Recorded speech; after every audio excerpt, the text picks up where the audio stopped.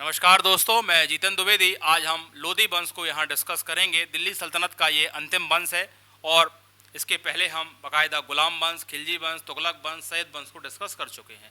और जो आपके लोदी वंश है, इनको हम आज डिस्कस करेंगे। इनका शासन हमें 75 वर्षों तक देखने को मिलता है और 3 शासक हम यहाँ देखेंगे इनके, बहलोल लोदी, सिकंदर लोदी और इब्राहिम लोदियों को।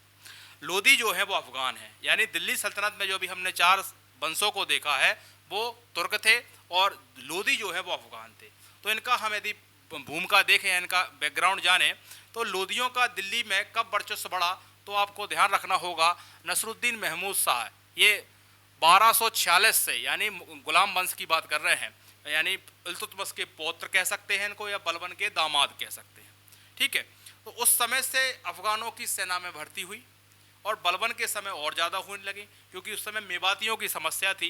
तो अफगानों की सेना में भर्ती हुई, उसी से इनकी वीरता के बारे में कि ये भी एक लड़ाकू कौम है और पता चला कि ये भी बहादुर है। यानी अफगानों का हमें वर्चस्व कब देखने को मिलने लगा, नसरुद्दीन महमूद के इस काल से ही। ठीक है, तो ये तो आपने जाना इनके बारे में, और ये भी जाना कि ये अफगानी हैं। तो बहलोल लोदी संस्थापक हो जाते हैं किसके, लोदी वंश के, और लोदी वंश के संस्थापक हो जाते हैं और दिल्ली में इनका राज्यारोहण हो जाता है 19 अप्रैल 1451 में। राज्यारोहण के बाद ये एक लेटर लिखते हैं, पत्र लिखते हैं सैयद वंश के अंतिम शासक अलाउद्दीन आलम शाह को, और वहाँ से उत्तर आता है कि मैं बदायूं में ही संतुष्ट हूँ और मैं तुम्हें अपना साम्राज्य दे रहा हूँ। ठीक है, तो इस तरीके से ये गद्दी पर बैठ जाते हैं। और अफगानों का जो राजत्व सिद्धांत देखा जाए तो वो अपने में आपस में भाईचारा या समानता का व्यवहार रखते हैं। और इनमें एक और परंपरा देखने को मिलती है, तो शासक होता है वो अपने पुत्रों में साम्राज्य का विभाजन भी करता है। अब क्योंकि अभी बहलोल लोदी के भी 9 पुत्र होंगे, उनमें वो विभाजन करेगा और जो सबसे योग्य पुत्र होगा सिकंदर लोदी, उसको दिल्ली की गद्दी देगा। तो ये सब चीज़ें हम आगे डिस्कस करेंगे। और अब हम क्लास को देखेंगे। ये तो सारा हमने आपको ये बताया कि लोदियों का भी दिल्ली पर कब आपको देखने को मिलता है। ठीक है ना, तो ये उनका वर्चस्व कह लें या उनका ये समझ में आया कि लोदी भी एक कौम है, तो ये समझ में आती है कब से, गुलाम वंश के नसरुद्दीन महमूद के समय से। ठीक है, अब हम यहाँ वो तथ्य लिखाएंगे आपको। अब बाकी चीज़ें डिस्कस नहीं करेंगे हम इंडियन हिस्ट्री की तरह। अब हम यहाँ वो फैक्ट को आपको देने का प्रयास करेंगे जो एमपी के इतिहास से संबंधित होगा।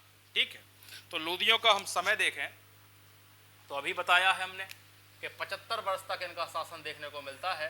1451 से लेकर 1500 कब तक, 26 एडी तक हमें इनको देखने को मिलता है।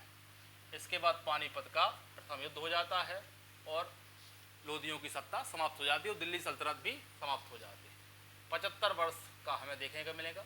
इसमें से हमें यहाँ प्रमुख रूप से 3 शासक ही देखने को मिलेंगे, ये आपने पहले ही जाना। और लोदी है कौन, तो आप पहले लिख लें, ये कौन है, ये आपके अफगानी थे। तो बाकी अभी हम जितने सारे लिखा रहे हैं वो कैसे थे, वो सब तुर्क थे। तो ये भी आपको जाने रहना है। क्वेश्चन प्रीलिम्स में इसी तरीके बनते हैं कि लोदी कौन थे या अफगान कौन थे। तो ये लिख लेंगे आप, अफगानी थे, अफगानी थे। ठीक है, दूसरा फैक्ट लिखेंगे इनके बारे में, इन्होंने कितने वर्ष तक शासन किया है, तो वो लिखाई जो कि हम 75 वर्ष तक। अब हम इसमें प्रमुख शासक देखेंगे, बाकी वो बैकग्राउंड नहीं लिखेंगे कैसे लोदियों का या अफगानों का दिल्ली पर हमें देखने को मिलता है। प्रमुख शासक, प्रमुख शासक में पहला जो शासक है वो आपका बहलोल लोदी है और यही संस्थापक होता है, बहलोल लोदी। और बहलोल लोदी गद्दी पर बैठते हैं 1451 से लेकर, और इनका 2 बार राज्याभिषेक होता है। तो इतिहास दिल्ली सल्तनत में कई लोगों का देखने को मिला। आपको हमने अभी फिरोज शाह तुगलक के बारे में बताया था, इनका भी 2 बार राज्याभिषेक हुआ है। ठीक है ना, आगे आपको देखा जाए तो शिवाजी का भी होगा, औरंगजेब का भी होता है। तो ऐसे कई लोगों का हमें 2 बार, क्या अभी इब्राहिम लोदी का 2 बार राज्याभिषेक होता है। तो वो सब चीज़ें हम यहाँ नहीं लिखाएंगे आपको, ये इसका समय हुआ। तो आपने एक चीज़ तो देखा कि कितना लंबा समय है, 1451 से लेके, है ना। तो ये लगभग 38 वर्ष तक इसका शासन हमें देखने को यहाँ मिलता है। और दिल्ली सल्तनत में ये एकमात्र शासक है जिसका इतना लंबा कार्यकाल हमें देखा। तो दिल्ली सल्तनत में सर्वाधिक दिल्ली सल्तनत में सर्वाधिक 38 वर्षों का शासन था। पूरी दिल्ली सल्तनत में इससे ज़्यादा लंबे समय तक कोई शासन नहीं किया, 38 वर्षों तक 38 वर्षों का शासन था। तो ये फैक्ट भी इसके बारे में ध्यान रखना है आपको, ठीक है।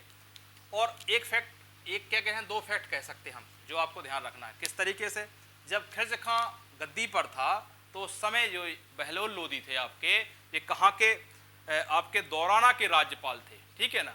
और जब इनका पुत्र, किनका, खिलजी खां का पुत्र महमूद शाह गद्दी पर बैठता है, मोहम्मद शाह, तो ये आपके सर हिंद के क्या रहते हैं, सूबेदार रहते हैं। यानी इनका सैयद वंश के समय ही ये अच्छी स्थिति में रहता है, सूबेदार वगैरह रहता है, पर वो यहाँ नहीं लिखा रहे आपको फैक्ट।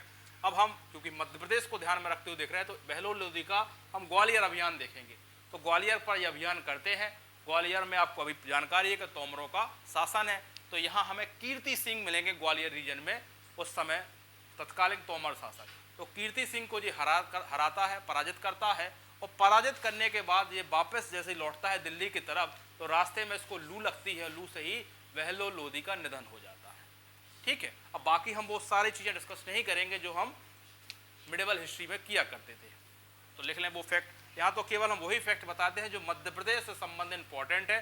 थोड़ा सा बेसिक इसलिए बता दिया जाता है आपको, ताकि क्लास समझने में आपको बिल्कुल ऐसा लगे कि एक फैक्ट लिखा दिया, तो वो आपको फिर हिस्ट्री में कनेक्टिविटी खत्म होती है, ठीक है ना। क्या लिखाएंगे इसके बारे में, बहलोल लोदी ने, बहलोल लोदी ने ग्वालियर के शासक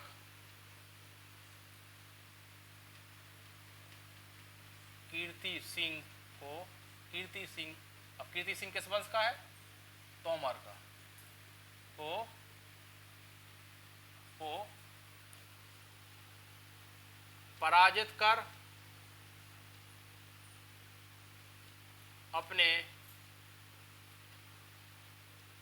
अधीन किया, ठीक है। और अभी फैक्ट और लिख लें, और लौटते समय लू लगने से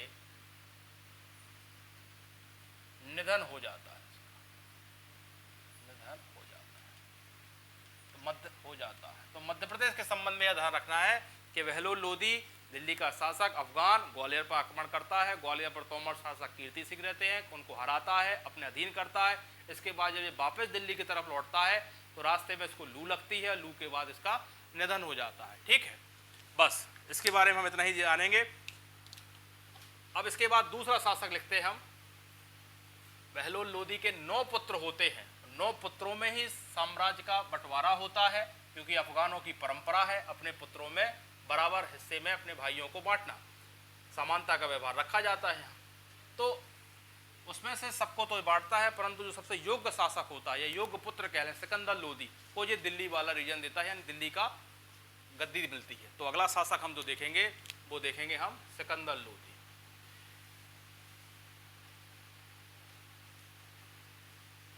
सिकंदर लोदी, इसका भी 28 वर्ष शासन हमको देखने को मिलेगा यहाँ, 1451 से लेकर लगभग 1517 ईडी तक इसका शासन है, ठीक है।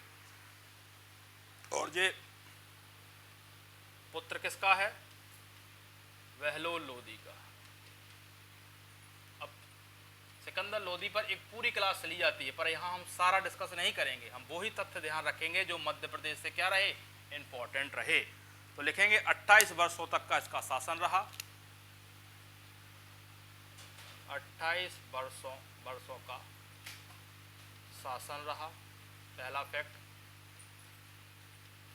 दूसरा फैक्ट ये लिखेंगे, इसने आगरा शहर की स्थापना की, और 1504 में आगरा शहर की स्थापना करता है, 1506 में उसको राजधानी बना देता है। वजह क्या है राजधानी बनाने की, ताकि ग्वालियर पर नियंत्रण कर सके, पर कर नहीं पाता है, क्योंकि 5 बार ये हमले करता है ग्वालियर पर, और ग्वालियर में तोमर शासक मान सिंह तोमर रहते हैं और उसको ये पराजित नहीं कर पाता है। अभी हम आगे चलकर तोमर वंश को भी डिस्कस करने वाले हैं। तो आपको ये कड़ी यहाँ से ध्यान रखनी होगी कि 5 बार हमले करता है कौन, सिकंदर लोदी, और 5 बार में ही ग्वालियर को नियंत्रण नहीं कर पाता है। उस समय ग्वालियर के राजा कौन है, मान सिंह तोमर। तो क्या लिखा जाएगा, आगरा नगर की, क्या लिखेंगे, 1504 एडी में आगरा शहर की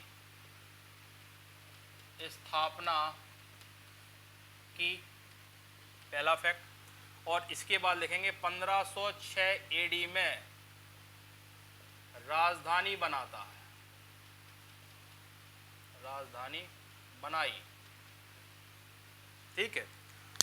और यहीं आपको डाउट आएगा क्यों बनाई साहब, तो लिख लेंगे आप क्यों, और प्रश्न चिन्ह लगा रहे, तो लिखेंगे अपन ताकि वह ग्वालियर पर नियंत्रण कर सके, ताकि वह ग्वालियर पर नियंत्रण कर सके, ठीक है। अब हम एक फैक्ट ऊपर लिखाते हैं, बड़ा इंपॉर्टेंट है क्योंकि, और लिखेंगे आप सिकंदर लोदी ने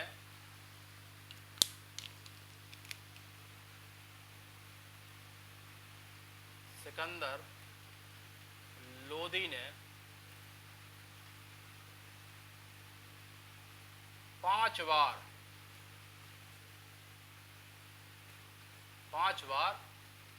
ग्वालियर पर आक्रमण किया, किंतु पराजित हुआ,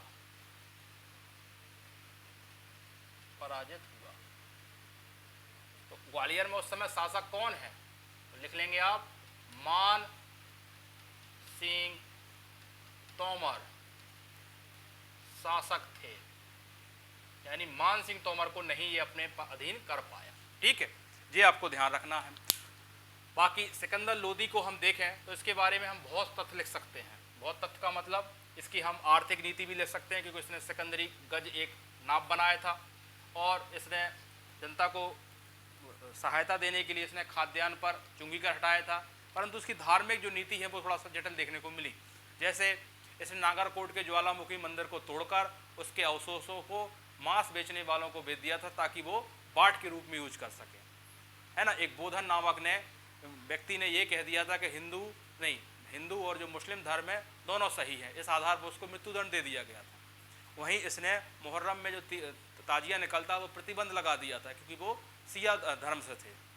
वहीं देखा जाए तो इसने मुस्लिम स्त्रियों को पीर पर और मज़ारों पर जाने पर प्रतिबंध किया था। तो ऐसे कई विषय हैं पर हम यहाँ डिस्कस नहीं करेंगे, ठीक है ना। और ये एक अरबी फारसी भाषा का जानकार था, इसलिए ये कविताएं भी लिखता था, तो वो हम यहाँ इसी में लिखा दे रहे हैं ना।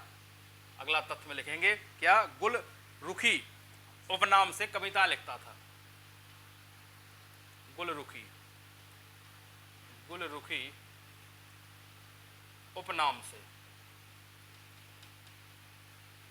उपनाम से फारसी में कविताएं लिखता था, ठीक है। तो ऐसे कई सिद्धांत हैं पर अब यहाँ डिस्कस नहीं कर सकते हम, ठीक है ना। अब सिकंदर लोदी के भी 2 पुत्र हमें देखने को मिलेंगे, जिसमें इब्राहिम लोदी उसका बड़ा पुत्र होगा, उसको दिल्ली देगा, और छोटा पुत्र को जौनपुर देगा, जिसका नाम होगा जलाल खां। क्योंकि अफगानों में परंपरा है अपने भाइयों में साम्राज्य का बंटवारा करना या उसको विभाजन करना, तो वही का ये भी फॉलो करता है। तो इसका जो अगला शासक हम देखेंगे लोदियों में वो होगा इब्राहिम लोदी। तो तीसरा दिल्ली पर जो शासक बैठेगा उसका नाम क्या होगा, इब्राहिम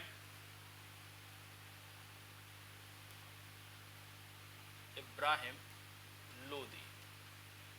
और इसका समय 1517 से पानीपत के युद्ध में ये मारा जाता है, इसलिए 1526 एडी, ठीक है। और लिखना चाहो तो लिख सकते हो, ज्येष्ठ पुत्र है ये,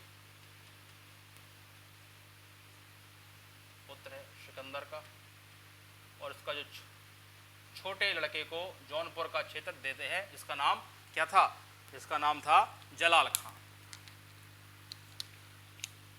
एक फैक्ट लिख, क्योंकि हमारे सारे फैक्ट किसको लिखा रहे हैं? मध्य प्रदेश को ध्यान में रखते हुए, तो एक फैक्ट जरूर लिखेंगे दिल्ली सल्तनत का,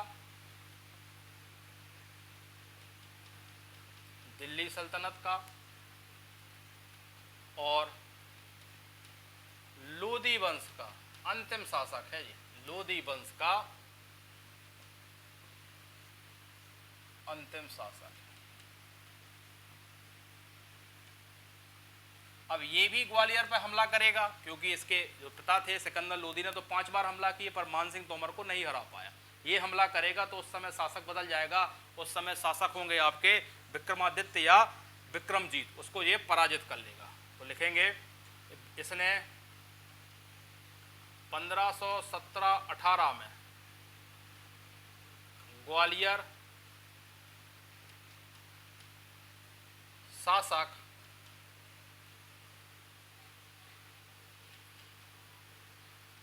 शासक जो होते हैं विक्रमादित्य भी लिखा रहता है, और कई जगह वो भी आप ऑब्लिक में नाम लिख ही लेंगे, विक्रमजीत,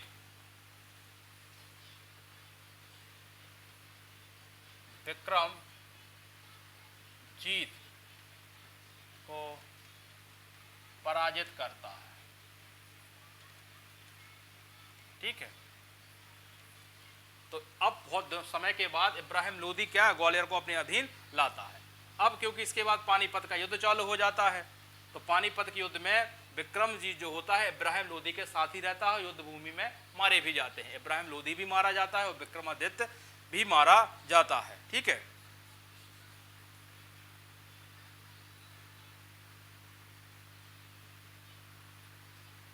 लिखेंगे आप पानीपत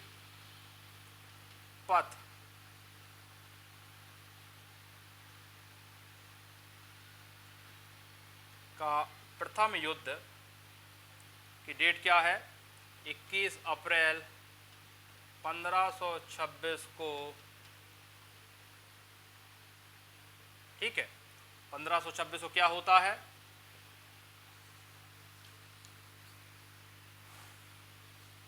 इसमें विक्रमादित्य इब्राहिम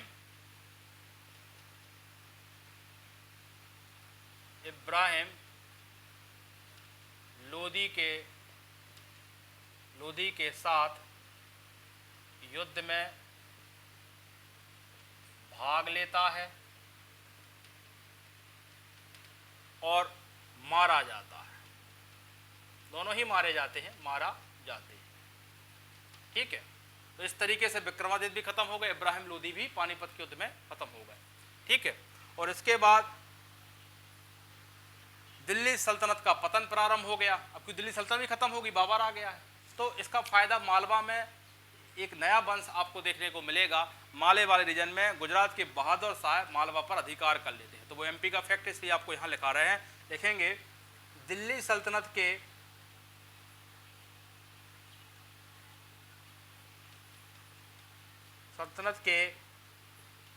पतन के बाद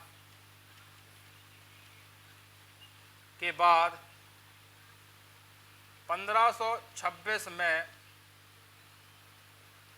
गुजरात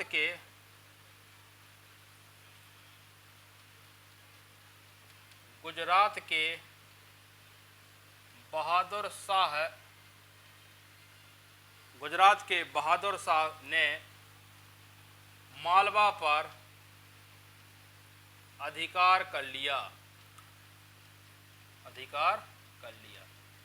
आपको याद हो तो तुगलक वंश का जब अंतिम शासक का पतन होता है या तुगलक, तो आपको गौरी वंश का हमने उदय बताया था मालवा में, तो गौरी वंश मालवा में बताया, अभी हमने गुजरात के बहादुर शाह बताए।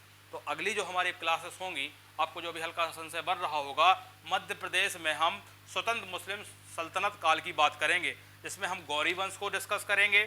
ठीक है, तो गौरी वंश के बाद हम आपको दिखाएंगे मालवा में खिलजी वंश एक आता है, उसको डिस्कस करेंगे, और खिलजी वंश के बाद मालवा में बहादुर शाह का हमें देखने को मिलेगा। यानी हम मध्य प्रदेश के मालवा में जो बार बार चेंजेस हो रहे हैं, तुगलक वंश में आपने देखा गौरी हुआ है। यहाँ आते आते आपने क्या देखा, गुजरात के शासक को देखा।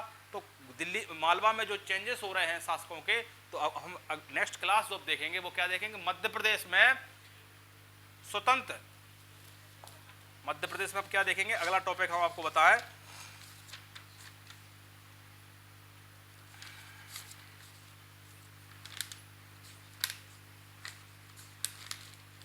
स्वतंत्र मुस्लिम सल्तनत काल देखेंगे, यानी मध्य प्रदेश में स्वतंत्र मुस्लिम सल्तनत काल को देखेंगे। ठीक है, तो हमने यहाँ लोधी वंश को कंप्लीट कर दिया, यानी आपका दिल्ली सल्तनत यहाँ कंप्लीट हुआ। 5 राजवंशों को मध्य प्रदेश दृष्टिकोण से हमने डिस्कस कर लिया। अब हम जो अगली क्लास देंगे मध्य प्रदेश में स्वतंत्र मुस्लिम सल्तनत काल देखेंगे, तो उसमें हम गौरी वंश वगैरह, जी बहादुर शाह जो गुजरात के आए हैं, किस तरीके से वहाँ सत्ता हस्तांतरण हो रही है, वो हम सारा डिस्कस करेंगे। आज के लिए धन्यवाद।